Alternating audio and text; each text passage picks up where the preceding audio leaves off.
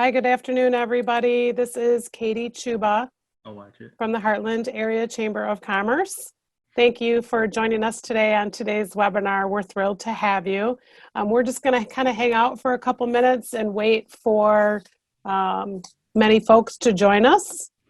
We have a lot of people that signed up today in the county for our Getting Back to Business, our fire and safety. This is the third webinar in our collaborative series that we have done with the Heartland, Howell area, Greater Brighton, and Ann Arbor Spark collaboration. So we have wonderful partners and wonderful leaders in our community that have been so kind to join us on these webinar series to help our area businesses and help our community. So thank you. So we're just going to kind of hang out just a couple seconds here while we I'm kind of watching the numbers of the attendees climb that are have registered and are joining us today. So we appreciate your patience. And I hope you guys are all doing well. I think it's a little crazy that it's cold out. I'm not going to lie. It's Michigan. Is it still going to snow on Friday? So they say. It's Michigan. It's Michigan. Well, we'll go ahead and get started. And those that, the folks that join us, I can pick up where they come on in. So again, we'll just do a little roundtable introduction with our fire and safety webinar today. I'm Katie Chuba. I'm the director at the Heartland Area Chamber of Commerce, and I'm joined by my colleagues, the other Livingston County Chambers, Howell Brighton, again, Ann Arbor Spark, as well as our fire chiefs and our Livingston County Sheriff. So we're going to just go ahead and let them introduce themselves, and I'm going to turn it over to Pam at Brighton. Oh, well, I am Pam, and I'm the president and CEO at the Greater Brighton Area Chamber of Commerce, and we're very happy to have you. We're very happy to have our distinguished guests today. We're looking forward to our conversation with them. So thanks for being with us today. Janelle? And I'm going to hand it to Janelle. Relay race. Awesome. Thank you all for joining us. I'm Janelle Best, president of the Howell Area Chamber of Commerce, and we are so excited to be here today for an update on fire and safety. Thank you to our panelists who have joined us today, and we love this collaboration as we've mentioned throughout this series. We'll hope this is kind of the first of many as we navigate through some of these uncharted waters. So thanks for joining us, and we hope that today's session provides you with a little more clarity. All right, and Marcia, did you want to add anything?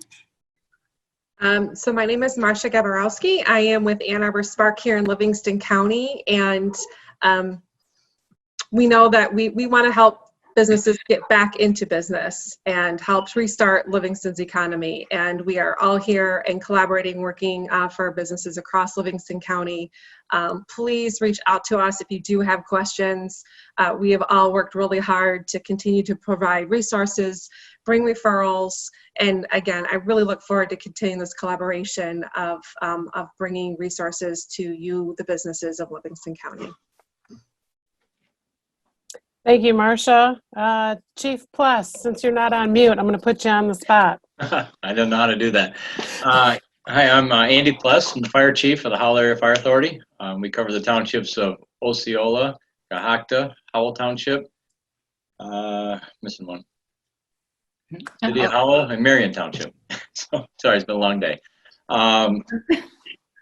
I've been actively participating in the Emergency Operations Center for the past couple of months since we opened it. It's been in full operation for the last few weeks. I'm the Fire Service Operations Section Chief for that, and we've been doing this every day.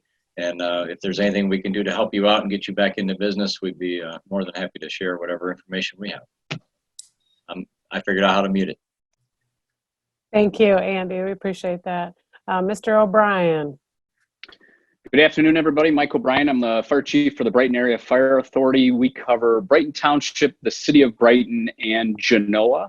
We have 5 fire stations, and we have a mix of on-duty personnel as well as paid on call.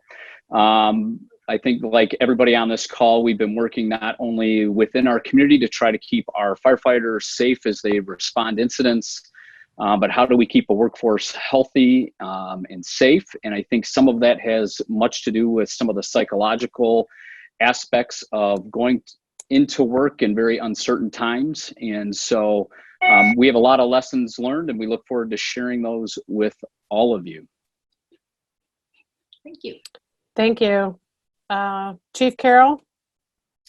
Hey, Adam Carroll, Heartland Deerfield Fire Authority, saying we cover Heartland Township, Deerfield Township, and actually we contract for about half of Tyrone Township. But similar makeup, similar configuration. The three of us actually, and including Murph, spend an inordinate amount of time together on a daily basis trying to keep tabs on what's going on today and what we expect to come tomorrow. And usually we guess wrong about tomorrow. But very much same comments that fell in line with Andy and Mike as far as we kind of have been slugging through this thing since day one, and have learned a lot, got a little road rash to show for it, and are happy to share some of those lessons learned and best practices. So Thank you. Thank you, Adam. Hi, Sheriff Murphy. Hi. So Sheriff Murphy, been a cop for 32 years, been with the Sheriff's Office for 30. I cover the area that they all mentioned, plus all the unincorporated areas of the county, and I'll just say ditto, ditto, ditto. So there you go. Thanks. Thanks, You're our Murphy. favorite sheriff ever. Thank you, Sheriff Murphy.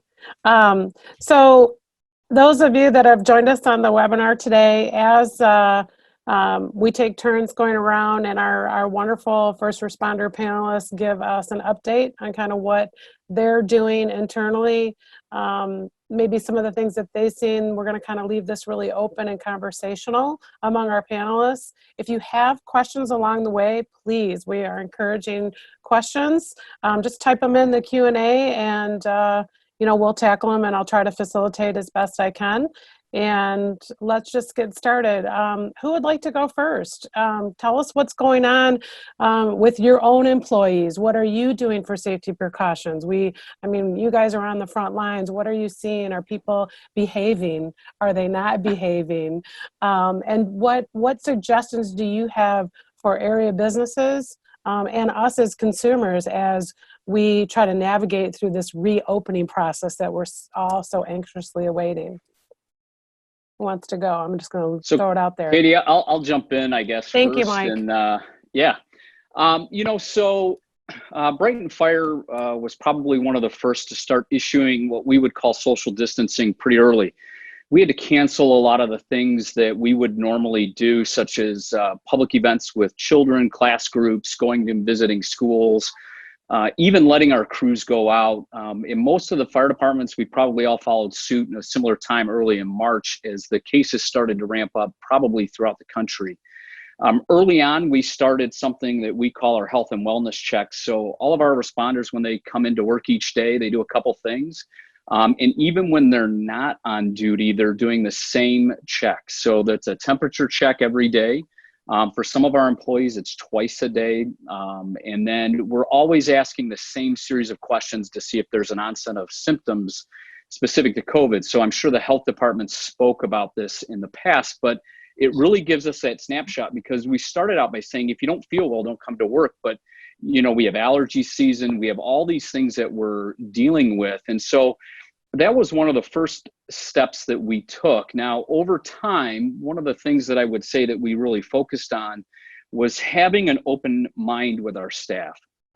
Our staff, probably much like everybody on this call, hates uncertainty. They want us to chart this perfect plan through the first time. And one of the key traits that we were really trying to put on our staff is you've got to have an open mind. You got to stay flexible, because this is going to change every day as we learn more and we learn best practices. And so after we got that attitude adopted really quick from our staff, it was all hands. It couldn't just be the chief's office, the deputy chief's office. It had to be all of our employees in their environments on how do we keep them safe. So much that you talk about are many of the things that you probably are doing in your own home, such as frequent cleaning of touch surfaces. How often should we be cleaning things, from microphones and cabs to the equipment that we use on incidents, to keeping our workspaces, the fire stations, clean, were all things that we had to do. And I think most of us are following that guidance that health department or CDC has given out. And we try to apply it to our business model. But probably I would say one of the hardest things for us was to tackle that psychological aspect. We had to continue to make sure that our staff felt safe at work. And it was the pressure that not only they received from their partner at home or their family at home in making sure the responders were safe, as well as they didn't want them to bring it back home with them. And so we needed to really step up our game, not only in making sure we provided protection for our firefighters, that we kept them as informed. And one of the things that we truly found was utilizing technology early, over communicating, asking for feedback, looking for better ways, comparing with our peers on this call, how they were doing things, because we wanted to make sure our employees felt safe. And I think probably for most of the people on this call as well, you have really two things that you're going to try to do. Is you got to keep your people safe from COVID, and then you have to, your employees, to get them to come into work. So they've got to be safe with precautions. They got to feel safe at work.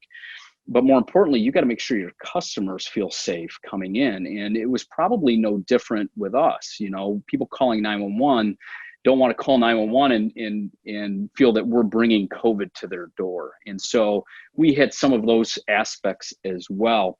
And being that it's fire safety, you know, we would be remiss to think that some of the things that you have to do to keep your patrons safe for COVID may not be the smartest fire safety. You know, so blocking off areas of your store might limit your exit and egress capabilities, or locking doors so you only have one way into so you can count may not be the best for fire safety purposes. And so there's going to be a lot of blending, I think, as you learn, but that would be probably the rough snapshot of some of the things that we had to do. But I can't underestimate of over communicating with your staff. Uncertain times need you as a business leader to stay strong, because if you're not, and overly communicating and being vulnerable to saying, I don't know, but we'll work on finding that answer together, really makes a huge impact with your staff in getting them to perform. Because if we had a red flu where a bunch of firefighters didn't want to show up for work today, it would be a problem for us. And so calming their fears was as much necessary as everybody else. Thank you, Mike. I appreciate that. Good information.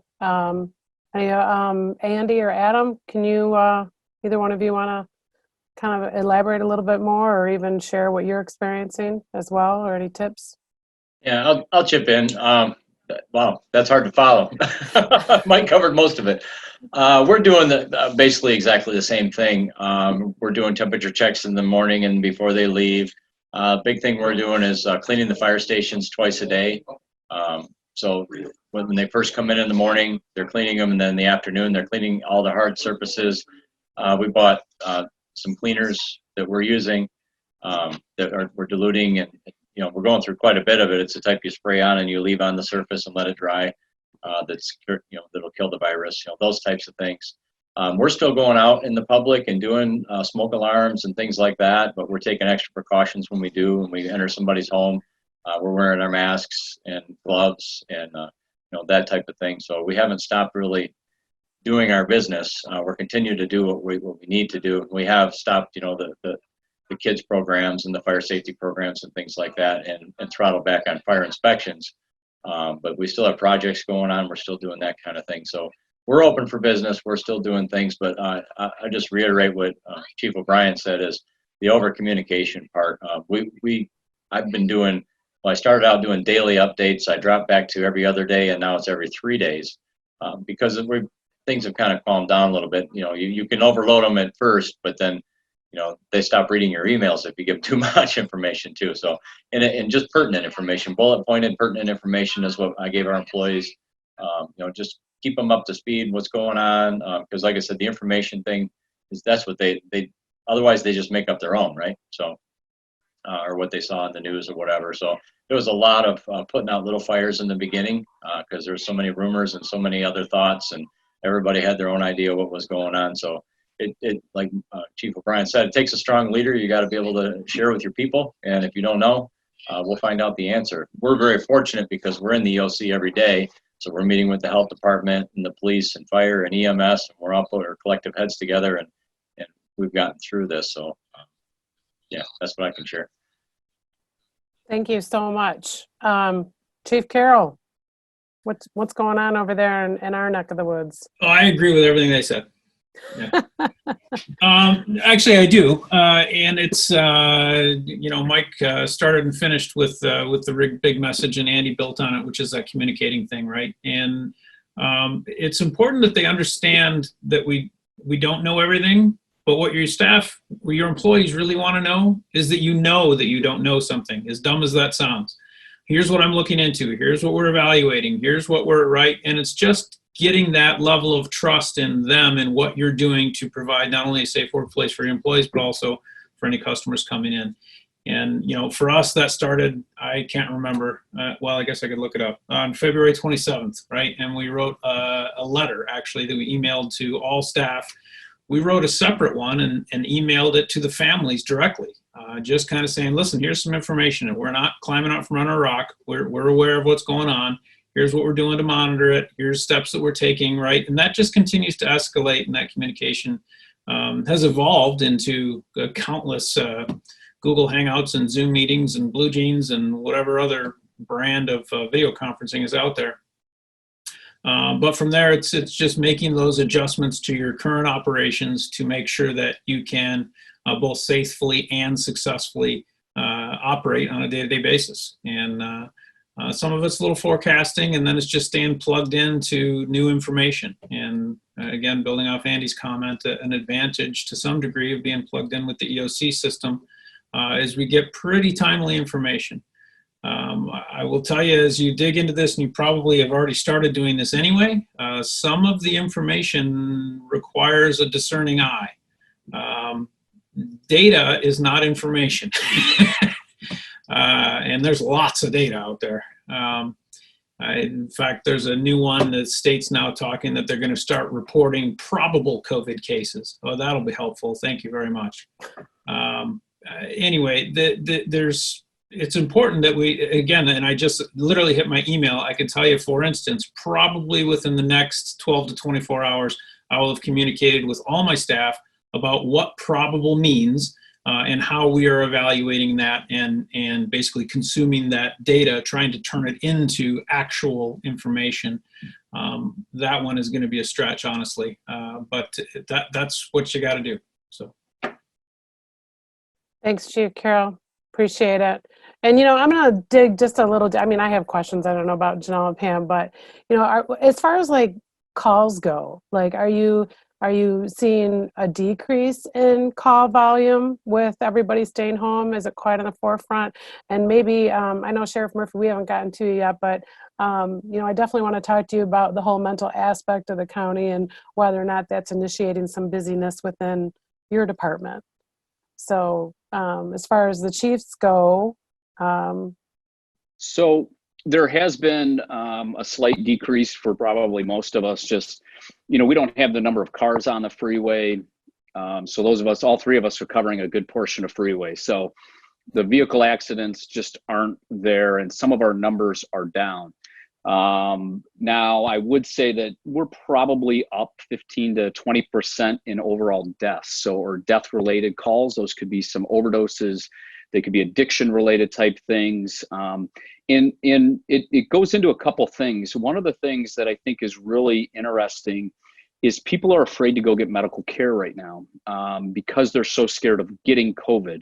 I was on the phone today with staff from St. Joe, and one of the statements that they said is they're seeing this more advanced health issues coming in that people should have come to them sooner. And so really reiterating to people, it's okay to go to the hospitals right now. They are cleaning, disinfecting, separating COVID positive from the rest. The whole hospital isn't infected with COVID.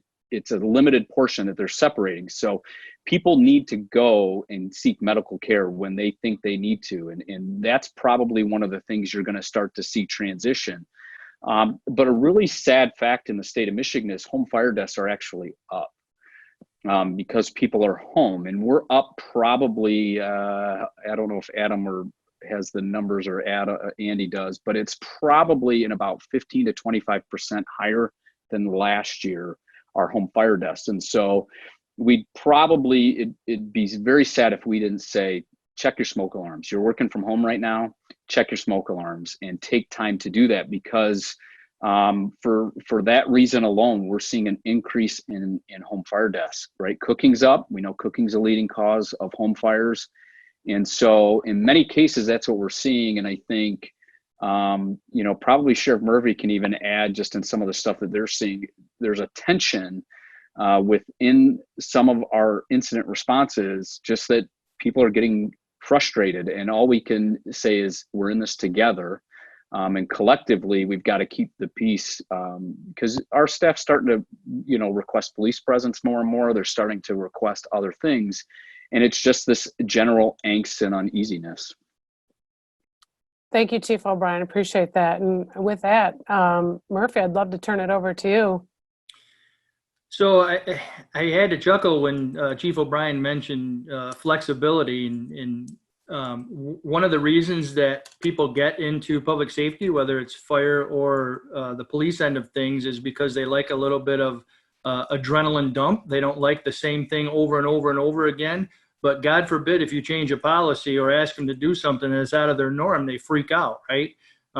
So it's kind of ironic. But at any rate, everything that they said as far as the employees go, I will pat ourselves on the back a little bit, though, in that, we've been through not COVID, obviously, but other types of incidents before, especially in the jail, which has allowed us to have some pretty good policies and procedures in place right from the get-go. So we weren't starting from, ground zero, essentially.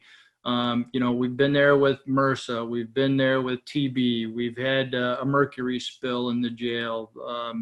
The list goes on and on when you're dealing with people, right, and communicable diseases. So one of the things on that side of the house that's been a godsend, quite frankly, was the new addition.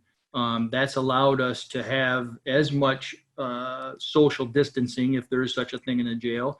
But really what it's done is it's allowed us to quarantine new arrivals as well.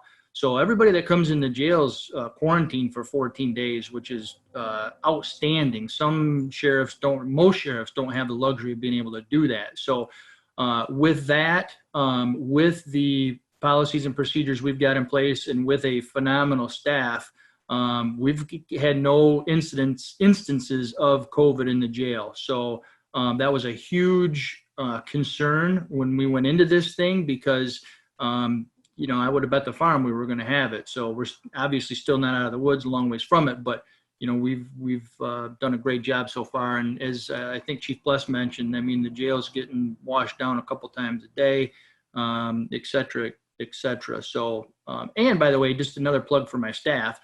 This is Corrections Week, by the way. So huge pat on the back for them.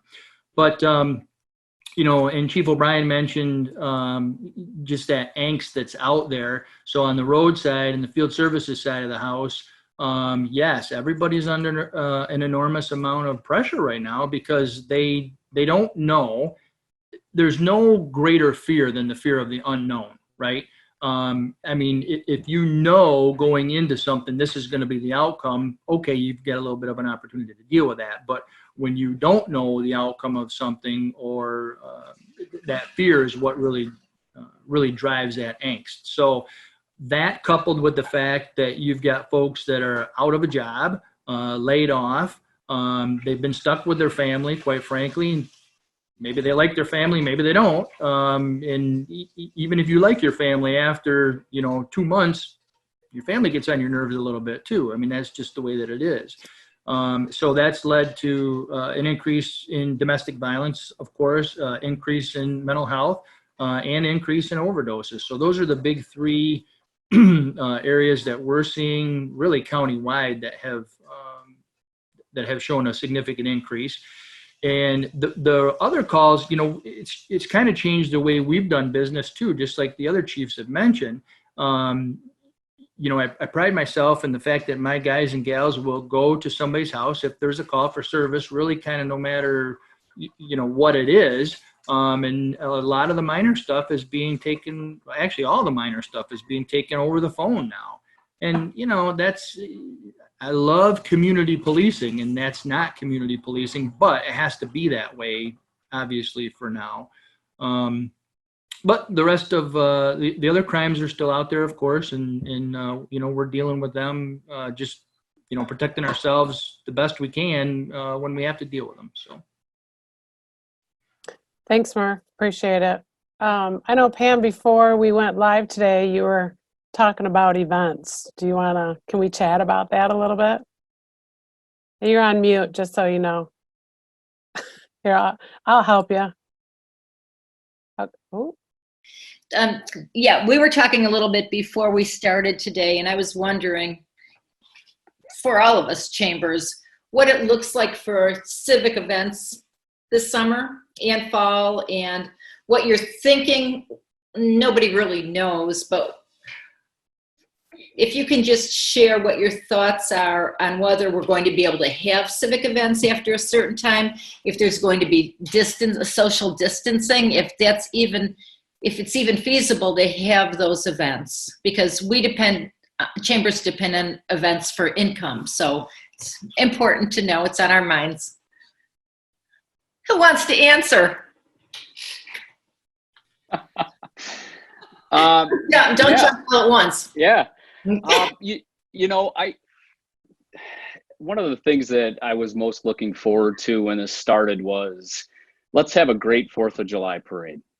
And I think, you know, the various communities, Memorial Day, 4th of July, those were the things I was thinking about. And, you know, it's hard to imagine that even the 4th of July might be too far away yet for us to determine if we can do it safely. And I think as chambers, as community leaders, all of us are going to make some emphasis to see where's the data, what is the science at that point in time, and what guidance do we have, and what have we learned? And the amount of transition that has occurred in the last 8 weeks in our business, in everybody's business, is unbelievable, right? Telemedicine has probably made more jumps in the last 8 weeks than it did in the last 3 years. And so part of me says, on our community events, you know, I wouldn't be surprised if we're unable to have them, that the crowd is not lifted this summer. And I know that's not what we want to hear, but, you know, in part, we have to prepare for that. Mm-hmm. If it is lifted, what would it look like?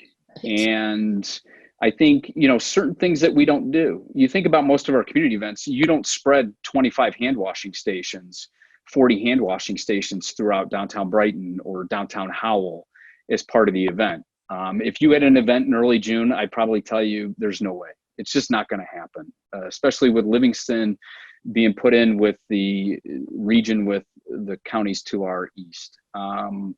Now, July, August, could it be different, right? We don't know what the virus is going to do with the heat. There's speculation, and there's lots of speculation, but we're going to know based on our testing what the population is. And I'm looking forward to, honestly, a stretch in June where Livingston County has no new reported cases. And if we can start going weeks and weeks and weeks with no new reported cases or single digit reported cases, I think that's a game changer. And so we all have our planner hats on, and you've got to make contracts and sign stuff. Yeah. And I wish there was a crystal ball, but what I would start to do is, just like I would if it was my business, I'd have plan A, and I'd have plan B, and I'd probably go down to plan D. And could you limit? Could you do it virtually? Could you do, you think of Smokin' Jazz Blues Fest, right? Is it time to go virtual? Something that we can share at least the good music, people can dial in and have a sense of community and bring the community together that way versus a full-on cancel. Yeah, but what about the beer sales, Chief? We need those beer sales. And I can't eat my ribs virtually, for crying out loud. Come on. Right. I mean, come on. That's not going to happen. we could set up the stands across town, and you'd have to drive, and not the beer, but at least get your ribs. Oh yeah, drink and drive. All right, gotcha. Yeah. All right. Yeah, I think, you know, Chief O'Brien probably answered that the best you can. I know, you know, nobody's got a crystal ball, but I think at the end of the day, it is going to take a while for there to be that plateau of no new cases or very few. before people, quite frankly, want to get out, right?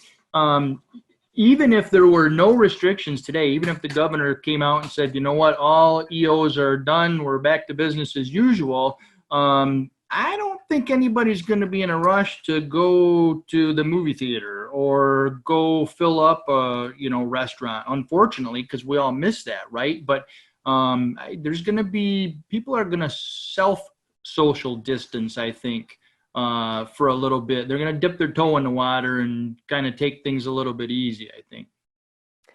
So Murph, you had a good point. You're talking about, these rules, right, of lifting everything and what does social distancing look like. And I have to share, this past weekend, we all know it was beautiful out, 70 degrees. I was driving down M59. There were people everywhere. I saw a gentleman, it looked like he was maybe jogging one way and then his buddy was coming the other way on a bike. Well, he was off his bike and they were 3 feet apart talking. I had actually a business member come over my house, long story. And she's like, we're done. We had a bonfire last night, invited our neighbors over. And I was like, oh, okay. My neighbor came over my house and stood right next to me. He was going to go hug me. And I just kind of went like this. He goes, oh man, I forgot. So do you feel, I guess my question is I'm seeing these things and maybe you are too. And I was in Rural King recently and people are wearing their masks. Here, I laugh. I thought of you, Adam, with the fire department's video of how not to wear your mask or how to wear your mask. And I would say 50% of the people, no mask or not wearing it correctly. So with that being said, I mean, do you think that people are going to throw in the towel and more or less when the sunshine comes out and they're out and about are going to be like craving that? So my crystal ball says there are going to be many more people out, as we've known from this weekend, right? Being nice out. However, they're very picky in who they're around, right? So when I have a bonfire and I invite 10 people over, I got a pretty good idea who those 10 people are. I got a pretty good idea if they shower every day or at least every other day. I got a pretty good idea if they wash their hands once a month. You know what I'm saying? I mean, those are the types of people that that are going to be invited. So when you go to a restaurant or movie theater or whatever where there's large groups of people, you have no idea who's there. So my crystal ball says for little social gatherings, absolutely. People are pent up. They got to have that. We're social creatures by habit, right? That's as human beings. But the large, Mike O'Brien, Chief O'Brien mentioned the 4th of July, which, by the way, we need to chat on that one, partner. But is downtown Brighton going to have 12,000 people standing shoulder to shoulder on the 4th? I'm not so sure. Yeah, I appreciate that. And Janelle, I know, well, Pam too, but we've kind of heard things with other chambers through the Michigan Chamber of Commerce and our association that we're involved with, but most of the chambers throughout the state have canceled all of their civic events for the year. Janelle, is that correct? That's a lot of what I'm hearing too. I know we're all part of the Michigan Association of Chamber Professionals, and we have a standing call weekly that we listen for updates and try to make our plans. And I can't remember who mentioned it, but somebody mentioned having those plans A, B, C, D, and yeah, I think that as chambers in Livingston County, I think we're all making those plans right now. So seeing what we can do to go virtual and still bring a sense of unity and community to our county by being creative within the guidelines that are set forth and making sure that we're providing a safe environment as well. But yeah, as far as civic events go, that's definitely what we're hearing at the state level and even on a national level. So I know that there's some updates for Michigan festivals and events. Tomorrow, I think there's a webinar. So maybe they'll have some more information on that. But yes, that's kind of what we're hearing. And I know that at the Howell Chamber, we're just, of course, monitoring everything as closely as we can. And right now, another thing that I've heard is right now for planning purposes, every 90 days, reevaluate in 90 days. So. Awesome, thanks. I feel like I'm monopolizing a lot of this with questions, so. 90 days sounded really exciting to the three of us, actually, or four of us rather. That would be great if it was only 90 days. The Sheriff Murphy mentioned it, and I it's no different, honestly, than some of the other risks that you take in operating business, period, right? This is just a new one in that there are some very successful, very well attended, very hardly need any advertising events in this county that now have this new caveat to them, which is, like you mentioned, regardless of the executive order, is the public going to be comfortable enough to come in numbers that make it worth your while to hold the event? And I don't know when that is. We will certainly be watching very closely the first one or two that dip their toe in the water and see how it goes. Maybe it'll be great, right? But maybe not. And it'll be interesting to see that. There's part of me that says I think that can be helped along by groups like even this, getting out ahead of that from a marketing standpoint for that event, saying, hey, here's what we're doing, and here's why, and here's some of the things that we're doing to whatever, take precautions, make arrangements, whatever it might be, just to help, to steal the phrase that we've been using too long now, flatten that curve on the time it takes to get the public comfortable enough to come back to public events. And hopefully I'm way off and they can't wait to get back to them. That would be great, but I'm not so sure that's the case. So just real quick to add on and clarify, when I said 90 days, I wasn't anticipating or insinuating that this would be over in 90 days, but just making a plan and only planning for the next 90 days and then making that plan again after that 90 days. So I'm sorry if that was confusing. But I also wanted to mention that from consumer perspective, we are looking at that as well. I know that we're working with our Howell Synergy group to survey our consumers and see what their level of comfort is with going to a restaurant or going into a small business. Would they like to see curbside continue in the capacity that it has been utilized? So I believe the survey went out yesterday, and we already have 377 responses from that. So it's interesting. Hopefully, once that data is compiled, we can share that with everybody. Yeah, that would be great, Janelle, if you could share that with all of us. That'd be really useful information. I know we talk events is kind of a big topic with the community, and they're going to be more work by far for everybody, for all of you and us. When you start throwing in food and the safety with food and serving food and, alcohol and who knows what. So anyone have any questions out there? Or did anyone have anything to add? We have some chat coming in. Renee had a good thought. She said the farmers markets may be a good indicator of how people are feeling about going out. That is very true. Good point. Pam, can you give us an update on your farmers market and how that's going? We're working on the farmers market daily, and we're not exactly sure when we're going to be opening, but we have to follow the guidelines, the CDC guidelines. And so in our space back there, we're going to manage the number of people according to square feet and how many can be in there at one time. We're not going to be able to touch the fruits and the vegetables. At this point, we can't have jewelry and crafts. It's just the essential foods. So it's different. It's different.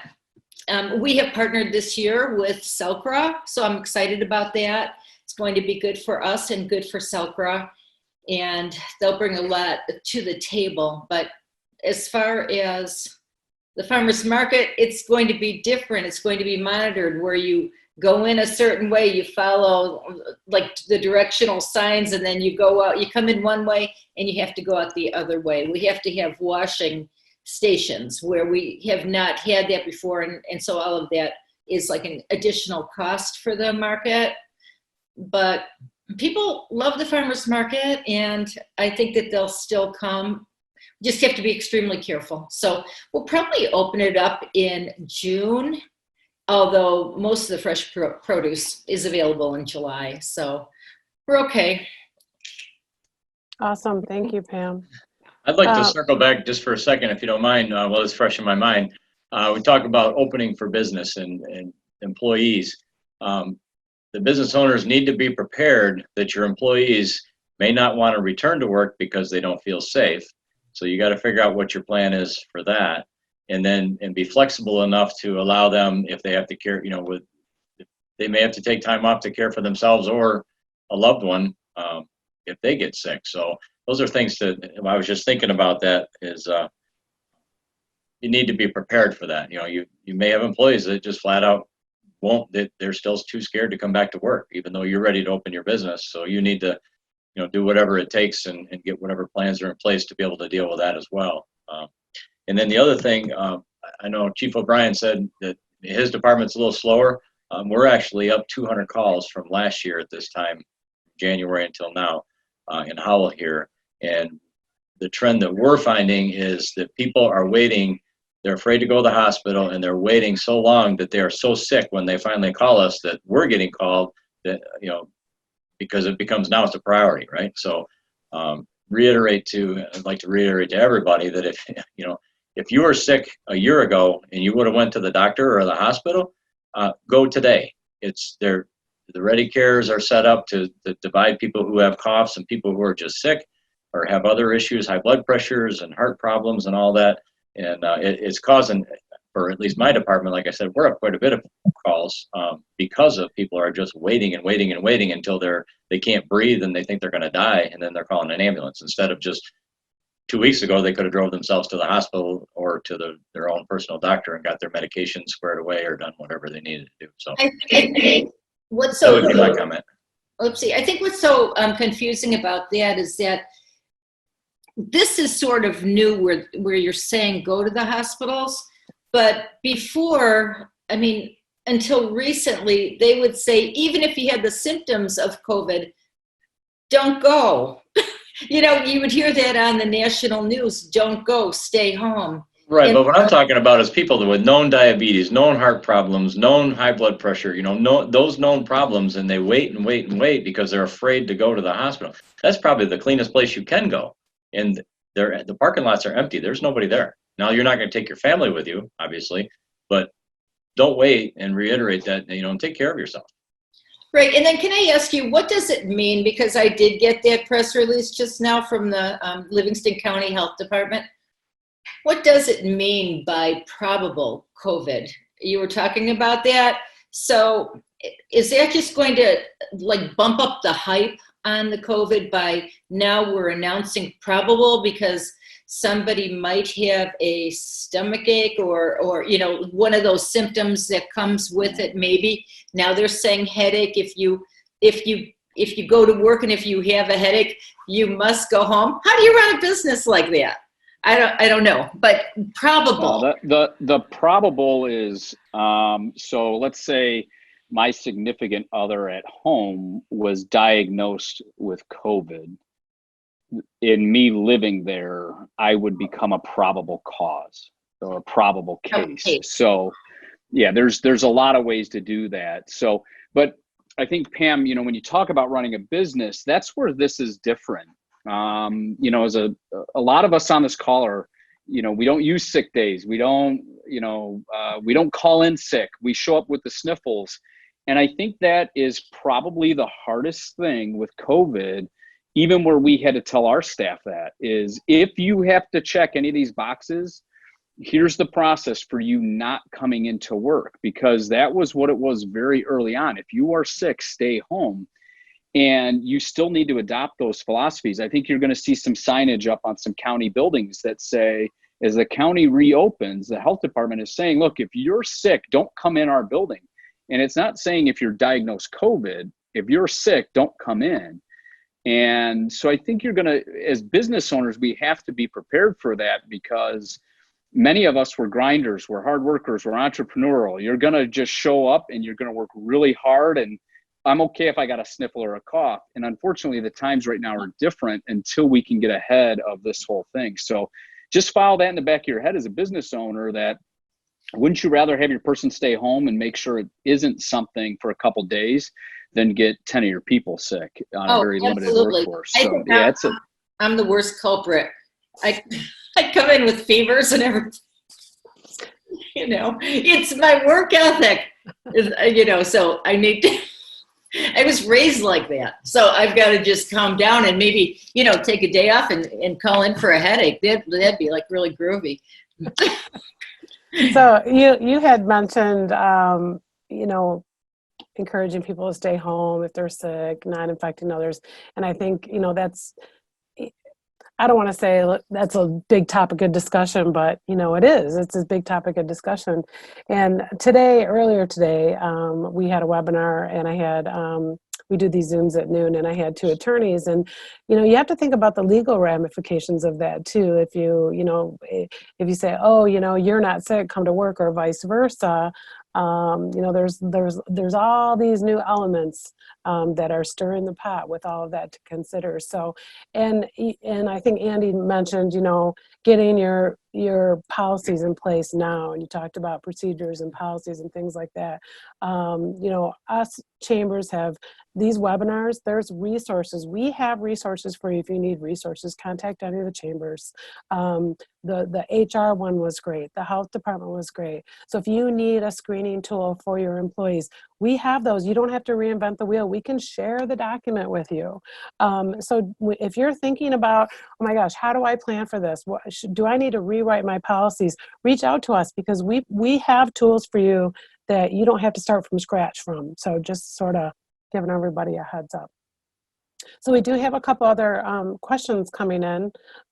So I know that there's been a topic about open burning in the county.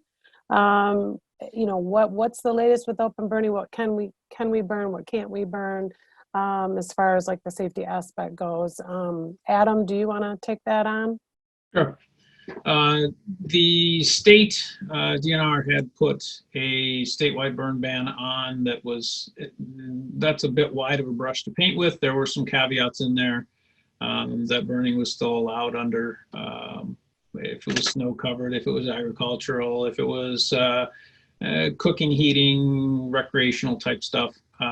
It was not well delivered or timed, and it was a bit of a struggle, especially for departments in our area, to manage that, as we all have actual local burning ordinances that, while they work in place of the state DNR rules, they don't supersede them in such cases like when the state puts a ban on. Subsequent to that, it has come back off. In fact, I think it was 24 hours before or after rather, we kind of got together as a group and said, you know what, this is causing more harm than good. Let's all shake on going back to our original ordinances and get this done. And we did that. And about 24 hours later, the state, again with no notice, lifted that burning ban. So at the moment, everything is, from as far as open burning is concerned, is back to the way it was for everybody before this. So if you were getting permits, if you were, whatever the rules were before COVID, that's what we're back at now. Okay, thank you, Chief Carroll. Appreciate that. There's a couple questions coming in talking about what is, and maybe you guys know, maybe you don't know, or maybe Janelle and Pam know, or even Marcia, about additional outdoor seating for local restaurants. Is this a possibility? Is this a way to allow for more distancing late in the summer? Like, should restaurants start thinking about that now? What does that look like from a safety standpoint? So go ahead, Adam. I was just going to chime in for half a second. So first of all, I would check with the municipality that you're in, right, to see if it's even allowable. That would be the first step. But secondly, on the restaurants, I would caution also on the liquor license if you're a facility that has a liquor license, because that might not be allowable either, outside, inside, or either. So I would check with those two before you just decide to do that because of social distancing.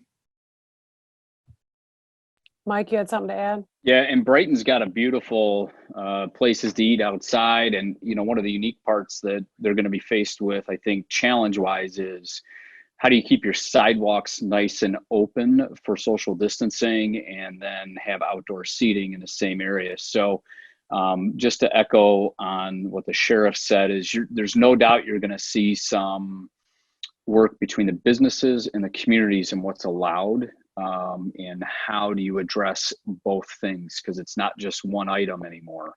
How do we keep the social distancing on the sidewalks? How do we keep people socially distant in the seating areas as well? So lots of things to be playing through. So when will we get those answers for, so that we could share that with our businesses?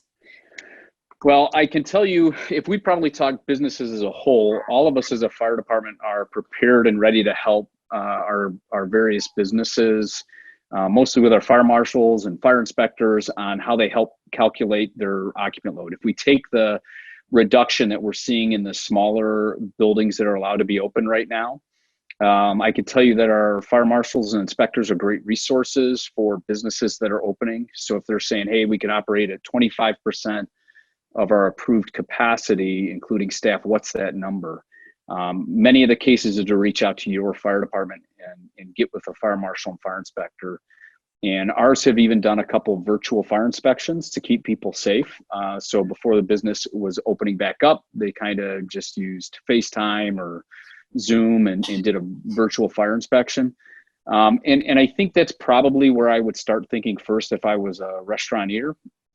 I think hinting from the governor's various addresses, I think restaurants in our county are going to be a ladder approval somewhere after the 15th, I'm going to guess, but who knows, it could kick on farther. But maybe start to look at what other states are doing to keep social distancing. Your restaurant based on booth space, based on tables, and how do I start to get some social distancing as one aspect. And I think that's probably the easier part than it is a couple logistic things that business owners might want to start thinking about is, do I have surgical masks or do I have masks for my employees to wear? How many am I going to give them? How often do they wash them? How often do they dispose of them? I'd start to look at, do I have enough hand washing spaces for patrons, or do I have other means of cleaning hands as patrons come in and out of the store? I think most of us have been to a grocery store and seen the person wiping a cart off. Is there somebody I need to dedicate to that role that I wasn't doing before? Even think through your cleaning procedures of the people that clean your bathrooms. How often should you clean your restroom facilities now that you didn't have? So I know we get focused on trying to say, hey, what should we do for our restaurants and inside? There's a lot of work to, I think, first be done. And how do I keep those frequent touch points? So if my restaurant was going to open, do you think you're really going to see menus like we had menus before? I can eliminate that touch point and cleaning point by going to one-use paper. Now, I'm not environmentally friendly. Maybe it's a big chalkboard. I stand up at the end of the table and I only offer 5 entrees and you get to look at it. But right, how can I be adaptive and remove some of those touch points? And that's what I would say to all of our businesses that interact with customers, right? I own a shop that has people that come in and out and look at cabinets, right? I don't think if I sold cabinets that I ever sat there and wiped off the cabinets after every person came into my showroom.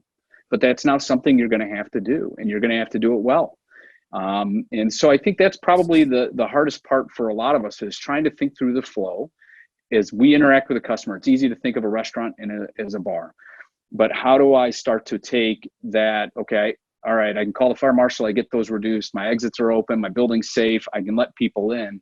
Now what do I do to keep them safe when they're here? And it's going to be so much more than our restaurants and their spaces. Maybe it'll just be easier if we do stand-up eating and you stand in your little spot. I don't know. Way to be creative. I would just like to make one comment on that. I would say as a business owner, obviously you need to be very focused on your business. And I'm sure if you've been closed, you've had a lot of opportunity to think, maybe too much time. But all that said, look at other businesses, right? Just if you're a restaurateur, don't just look at other restaurants, right? If you're the cabinet maker or whatever, don't just look at them. Look at how everybody else is doing business and see what would work for you, right? Oh, that makes sense. Oh, that makes me feel comfortable. Or, hey, that's a great idea. So look at how other people are doing business too. Because, I mean, let's face it, you guys, if you would have said 4 months ago, 6 months ago, hey, we all need to do business this way, everybody would have said, you're crazy. We can't do it. We can't do telemedicine. We can't. Nobody even knew what Zoom was 6 months ago, right? Now that's all we're doing. All of those things. So just take all of that in and see what makes sense for your business. Thanks, Murph. And Sheriff Murphy, I don't know, maybe you can answer this. We had a question come in from Bill Fountain. I'm just curious, we have, for all the businesses, can a business refuse someone into their business if they are known to be in the vulnerable, or maybe they know of a patron that is ill or is coming? Like, is that a judgment thing? Is it a person-to-person thing, or is there something? So I'm not an attorney, but here's what I would say on that one. If it's your business, you can refuse anybody. However, make sure that it's not a protective class, right? Make sure it's not age, sex, religion, those, I had them in the top of my head, but I just had a brain fart, sorry. But just make sure that it's not a protected class and you're not being discriminatory. If you're doing it for a bona fide reason, I would say, you know what, sir, ma'am, I don't want you in here because of 1, 2, 3, whatever it is. And then I would also document that and put it somewhere, because that one may come back to somebody. They might try to make waves, right? But at least you'd have documentation that this is why I did it.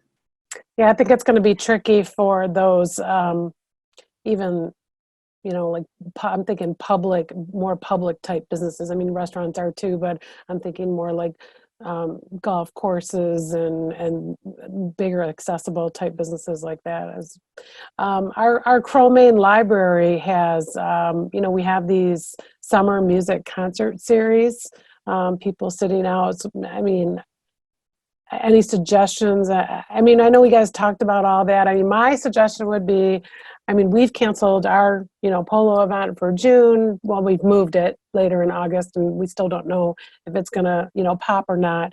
So maybe this just goes along with maybe answering them. You heard these guys say stuff might not happen in June, and you got to adapt to what your performers want to do. If they do it virtually or something, I don't know if you guys have any suggestions for them other than what we've covered. Well, the Crow-Main one in particular, for me anyway, because I'm familiar with the space that they're speaking of. You're right. If you try to do social distancing in there, especially mask-free social distancing, you're going to run out of real estate pretty quickly. It won't be a very big crowd. But that's kind of the reality of it. That's an option. Maybe they could do both. But the trick bag that it gets you into is, first, I think you need to just take some, they're not really precautions, they're actually reasonable preparations, right? So can that be painting lines on the grass to kind of distinguish average spacing, right, and where you want folks to be, and make that as comfortable and natural as you can, I suppose. And then, beyond that, here's the trick part is someone has to stand at the back of that and go, yep, that's it. Sorry, we're full. And that's not a fun job, but you're kind of stuck with that alternative in the meantime. And as the restrictions change and as they loosen, right, that'll improve, but it's not going to be in one step as much as we all wish it would be. It will be in multi steps, and hopefully as few as possible, but that's certainly what it's looking like. But beyond that, I just circling back on mics, and I make sure everybody on the call, certainly takes advantage of it if you can, or you desire in any way, shape, or form. The inspectors and fire marshals that Mike was speaking of from your fire departments are more than happy to come out. It's tough for us to say, here's what you need to do business, because each business actually has some very unique characteristics to it. So what we would rather do is, if you have questions, thoughts, or ideas on it, just coordinate with your local fire department. We'll be happy to meet with you. Apply those current, up-to-date, as we know them that day, guidelines and rules to your business specifically, and probably even come up with some ideas for you if you'd like them. And it's a great opportunity, I think, to really customize that and do as much as you can, and have a couple other heads in the game as far as coming up with creative ways to maybe get some of this done. So we certainly are offering that to any and all businesses. Thanks, Chief Carroll. Appreciate that. We've gone our full hour, so time flies when you're having fun having conversations. So if there aren't any other last questions, I just wanted to kind of close and first of all, just thank all of you for your time today, and our collaboration. It's been going well, and you know, power in numbers and providing resources together for everyone, and you know, chug through, right? Pam? Did you say chug through? Chug through. Chug through, and I mean that in that way that you're red thinking. wine kind of. Yes, that's the way I meant. Yes. Chug a lug. Yeah, I know what you meant. Yeah. What's in that Oh, coffee we're cup, very Adam? What's in that coffee cup, Adam? I'm just kidding. I'm just kidding. I saw that on Facebook. Yeah, they put the little tea bag on the outside of the cup. And there's wine inside. Anyway, we really certainly do appreciate you all being with us. You're the greatest.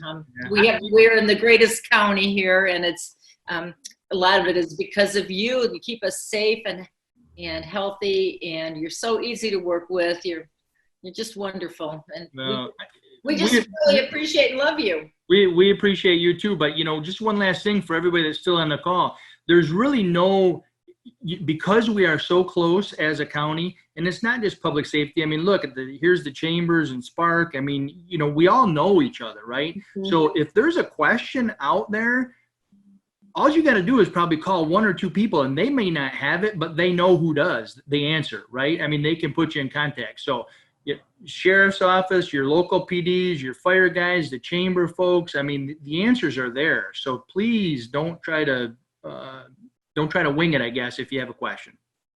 I think that's a really good point, Mike. And somebody had said it earlier, there's data and then there's information. And we certainly want to be a convener of good information. We see the data all the time, and we are in constant communication, and we are sharing that, and we are taking that data and trying to create useful information for our businesses, such as reopening guidelines, these webinars, bringing together the subject matter experts and having these conversations that we hope are meaningful as businesses prepare to reopen, and what are those questions, what are those concerns, what's keeping you up at night still, ahead of what we're hoping to be a good summer.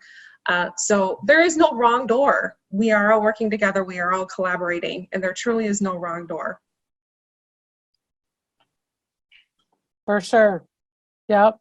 So that's awesome, Marcia. I can't top that. I can top a lot of things. So I just want to say thank you again to everyone that has joined us on our webinar series. We appreciate your time. We hope it was helpful. This is being recorded. I hope I have everyone's permission to post this so other businesses can take advantage of the information. Appreciate that. Thumbs up. So with that, I think I'll just say goodbye and thank you all again. We do appreciate you so much. Thank you. Thank you. Thank you, Okay, everybody. bye everyone. Have a great day. Bye. Bye, thank you.